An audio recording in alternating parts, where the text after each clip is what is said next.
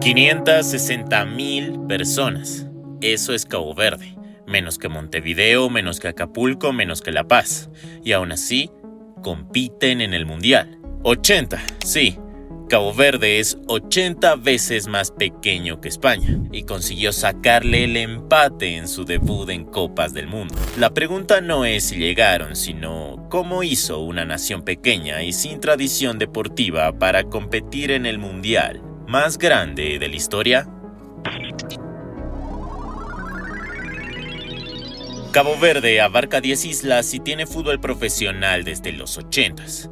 Pero hay un dilema. Es probable que tu ciudad tenga más habitantes. Camerún, con 30 millones de personas, es casi 60 veces más. Sin embargo, compartieron grupo y los eliminaron del Mundial.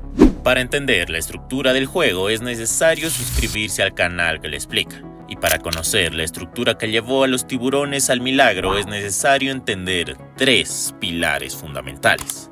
El primero, la diáspora.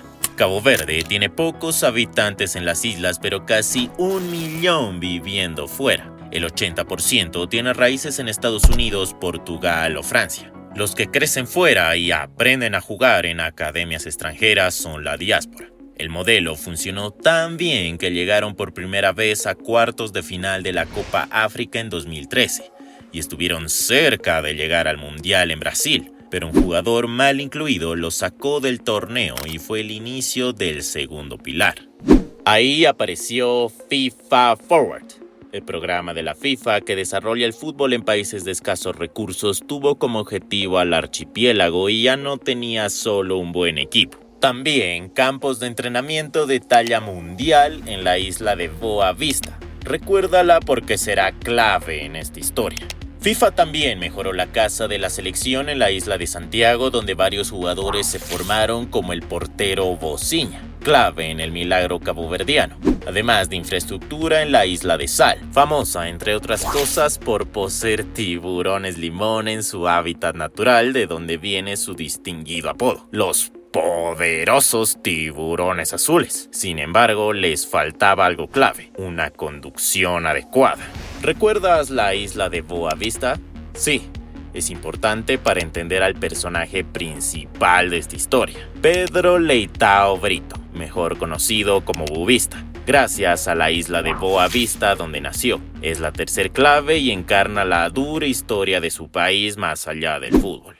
Imagina esto. Cabo Verde consiguió su independencia en los 70, dejó de recibir apoyo y empezó a valerse por sí mismo como nación. En un país roto y sumido en el hambre, Boavista debía preocuparse por sobrevivir. En el medio, el fútbol, un bálsamo para un país roto.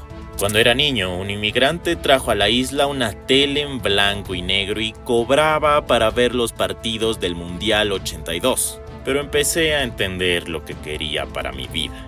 Portó el cintillo de capitán de su selección en los 90, pero tuvo que buscarse la vida en la segunda división española. Vivir del fútbol en Cabo Verde era difícil, complicado y cuando menos amateur. Su lazo con su país es especial, dramático y absolutamente incondicional.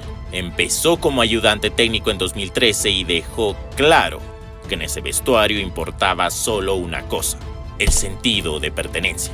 Harían lo que tengan que hacer para convencer a los mejores futbolistas de la diáspora. Si había que llamar, se llamaba, y si había que enviar propuestas por correo, normal, sin problema. Fue el caso de Roberto López, irlandés de padre caboverdiano contratado por LinkedIn, enamorado del país y clave para volver a cuartos de final en la Copa África 2023, dirigidos por el héroe de esta historia. Porque si hay alguien que conoce la realidad de su país y de su fútbol, ese sí es Boavista. Pero desde acá hacemos una sólida apuesta. No tenía idea de lo que le esperaba después. Última fecha de eliminatorias. La isla de Santiago recibe el partido más importante en la historia de Cabo Verde. Si ganan, clasifican a la Copa del Mundo por primera vez. El penúltimo partido fue una demostración de carácter. Empataron a 3 un partido que perdían por 2 goles frente a Libia. En un partido igual de difícil, se quitaron del camino a Camerún ganándole por la mínima. En el final de esta historia, el rival no es difícil por el nombre, Es complicado por la presión de anotar, las 10 islas expectantes detrás del milagro de sus futbolistas y la convicción de un hombre que tomó 30 años de espera, pero 45 minutos en recompensar la fe de toda una nación. En una ráfaga vencieron 3-0 a Eswatini y el milagro se fundió a orillas de las islas que habían pasado por muchas cosas, unas malas, unas mejores y otras no tanto, pero sin duda nada como jugar una Copa del Mundo. Algunas victorias trascienden la vida y otras el juego, pero pocas sobrepasan la barrera cultural de una nación. 500,000 de caboverdianos fueron uno, al igual que los muchos que residen fuera. No era fútbol ni un torneo más. Era la posibilidad de mostrarle al mundo que a pesar de todo siguen teniendo un lugar en el mapa y que su bandera sigue flameando esperando el milagro que iba a terminar de gestarse en el mundial más grande de la historia. 15 de junio de 2026. España y Cabo Verde inauguran el Grupo H de la Copa Mundial de Fútbol. Los 90 se cumplen, pero la campeona, la candidata, la selección que mejor juega en el mundo, no puede romper el arco defendido por Bociña disfrazado de Iker Casillas.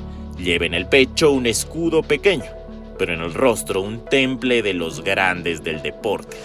3 días después, cara a cara, frente al primer campeón mundial. Una cosa es conseguir tu primer punto, otra anotar tu primer gol. Tiro libre para Cabo Verde. La pelota se abre igual que la barrera. Goles son amores, dice el refrán. Se infla la red, se infla el pecho de una nación que marca su primer gol en una Copa del Mundo. El país baila al ritmo de los tiburones y el planeta al ritmo del fútbol. El objetivo de Bubista fue claro desde el principio. Queremos que la gente en la isla disfrute el mundial. Imposible no hacerlo consiguiendo tu primer punto y tu primer gol en la misma semana, y tener la oportunidad de ganar tu primer partido y jugar contra otro campeón en 16avos, el que defiende la corona. Aunque los tiburones ganen o pierdan ese partido a esta altura, da lo mismo. Su historia nos enseña una clásica de la vida y del fútbol. Ambos siempre dan revancha. Si ves esto antes, ¿qué crees que les depara a Bubista y a sus tiburones? Y si ves después, ¿qué opinas de su historia y participación en el mundial?